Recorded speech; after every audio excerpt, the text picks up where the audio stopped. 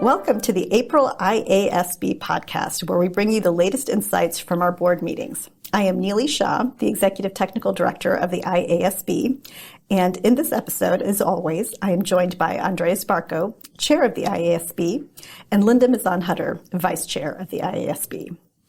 Now, we've just finished our April 2024 board meeting, where we discussed 8 projects.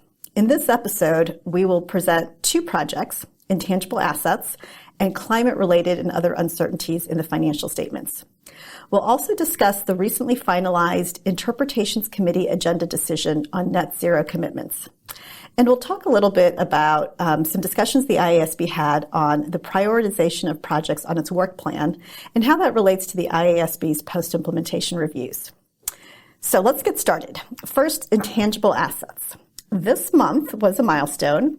The IASB launched a project to comprehensively review the accounting requirements for intangible assets in IAS 38. This is something that the IASB committed to doing in its third agenda consultation. Now, this project recognizes the important role that intangible assets or intangible items play in how entities create value and generate cash flows.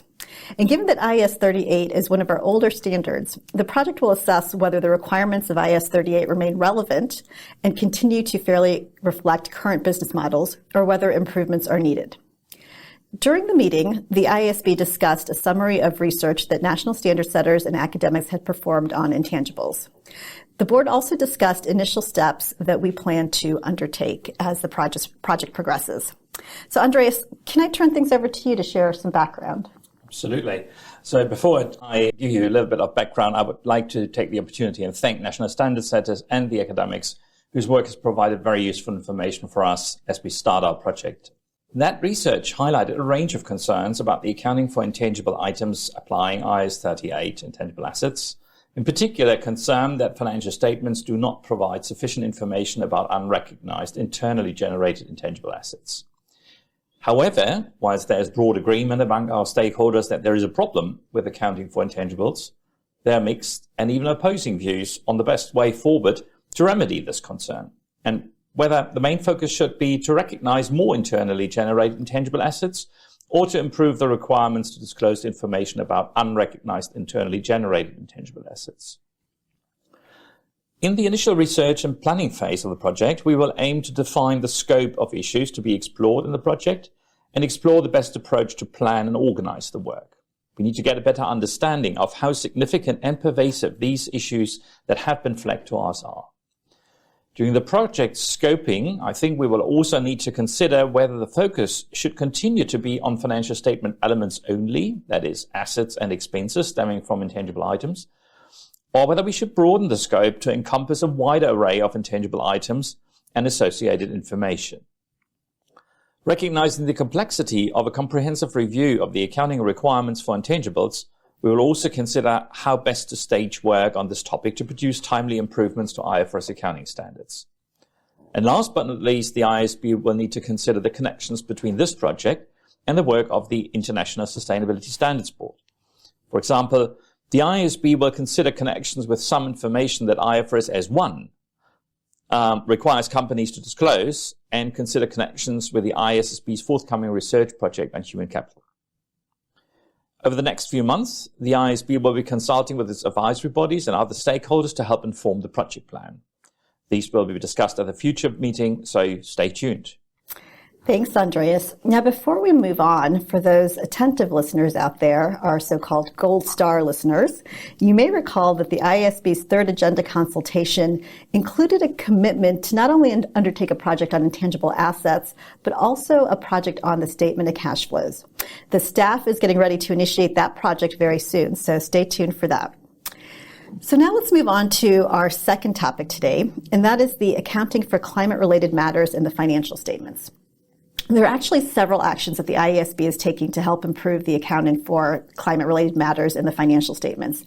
And this month, the board discussed 2 items. Linda, could you take us through what happened in the April meeting? Sure, Nili. I'm really excited, actually, to talk about that.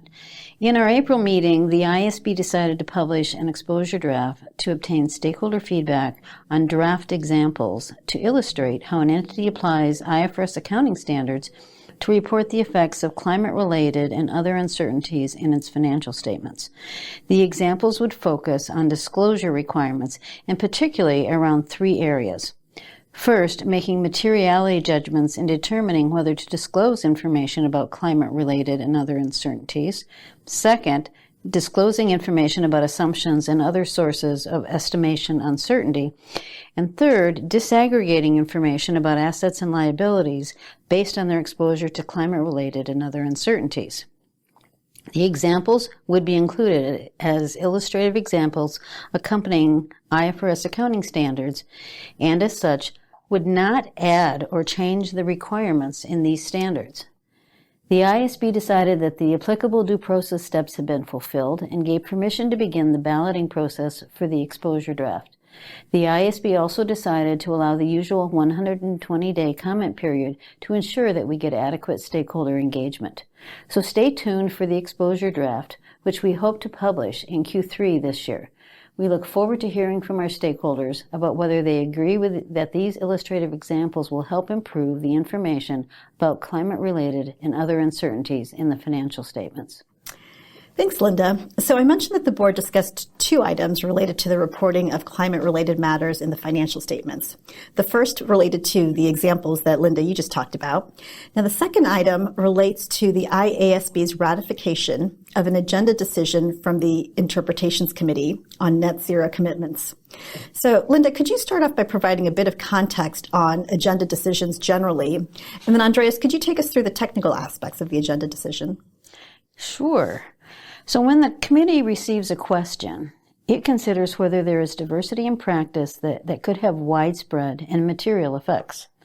If so, the committee assesses whether the principles and requirements in the standards provide an adequate basis to determine the required accounting. If the committee decides that the standards do not provide an adequate basis, the committee usually recommends that the IASB undertake narrow scope standard setting. Or, if the committee decides that the standards do provide an adequate basis, the committee issues an agenda decision, often with explanatory material that provides additional insights into the principles and requirements in the standards and how they apply to the fact pattern at hand.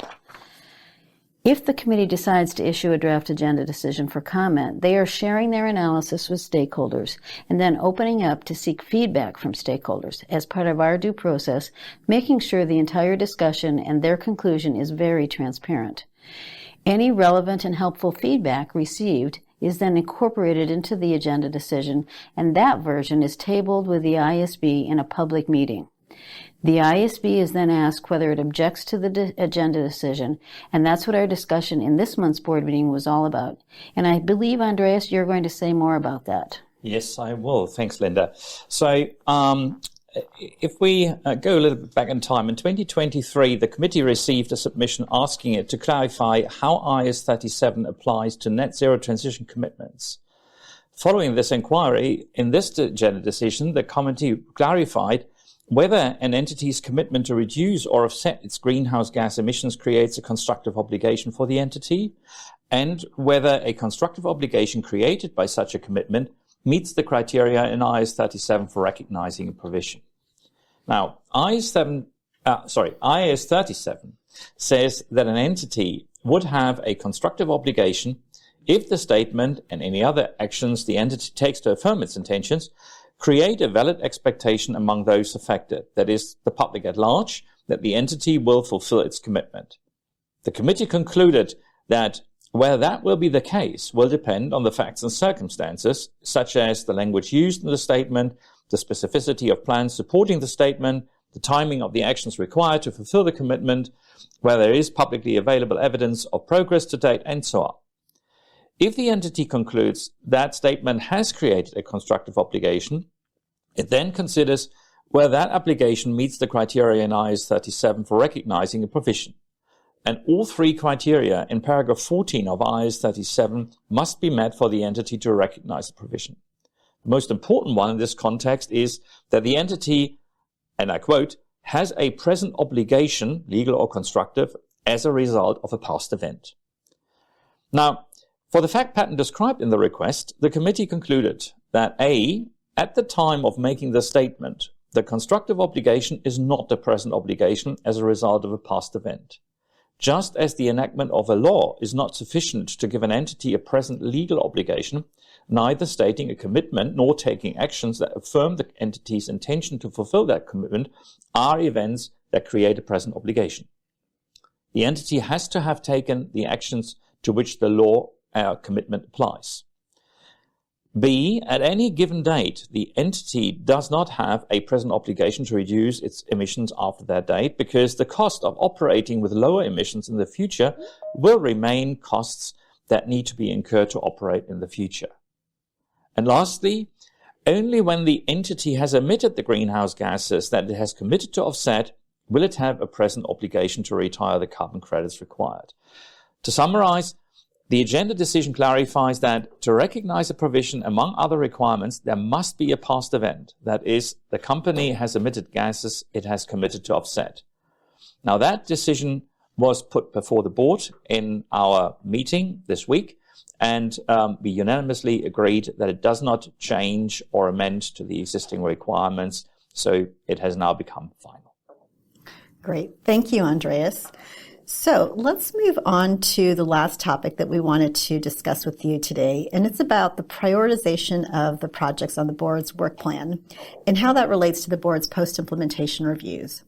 And before we get into PIRs, let me just share a bit of context, if you all could bear with me.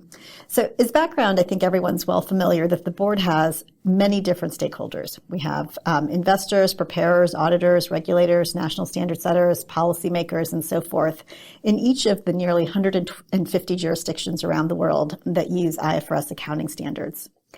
Each stakeholder may have different priority issues that it would like the IASB to address. And so to address these issues, the board needs to have capacity, and more importantly, so do stakeholders in order to deal with any changes that come as a result of the board's actions. So even though there may be one group or several groups that may want change, that change will affect everyone. So given the limited capacity around the world, we need to make sure that the board works on those projects that are most impactful and most responsive to stakeholder needs. And in order to figure that out, the board discussed the development of a possible prioritization framework. Now, this prioritization framework is intended to help the board decide which issues to address in between agenda consultations. So as background, the board does an agenda consultation every 5 years.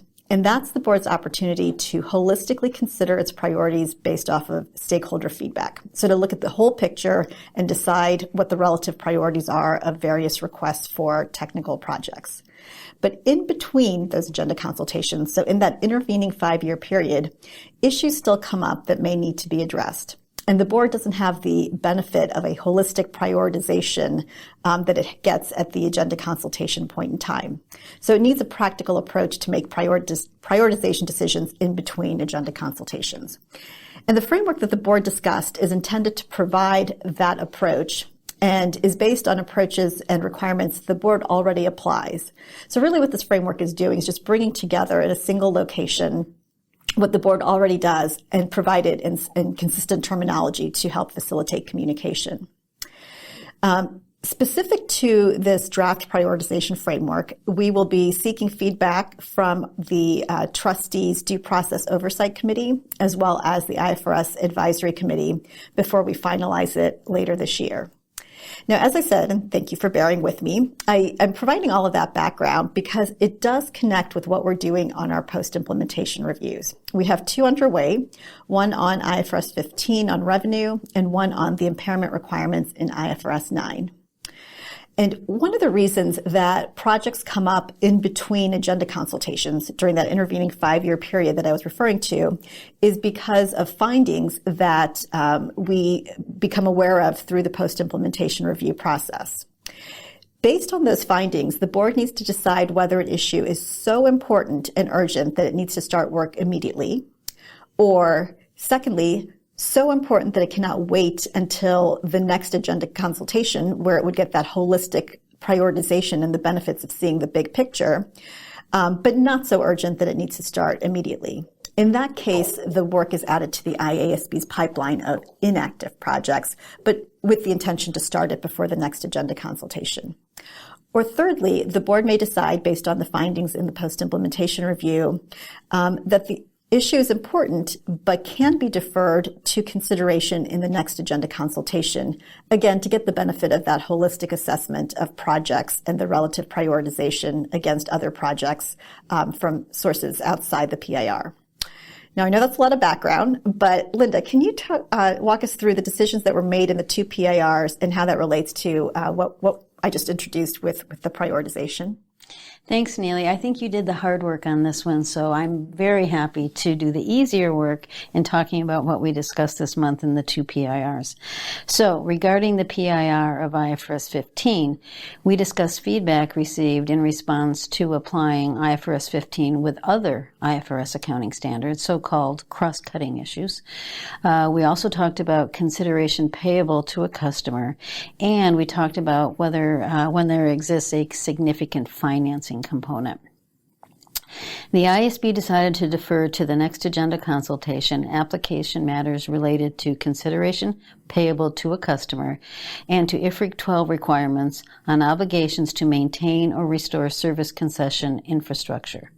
The board also decided to confirm that it will consider the matters related to applying IFRS 15 with IFRS 10 and IFRS 11 in the next agenda consultation rather than as part of this PIR.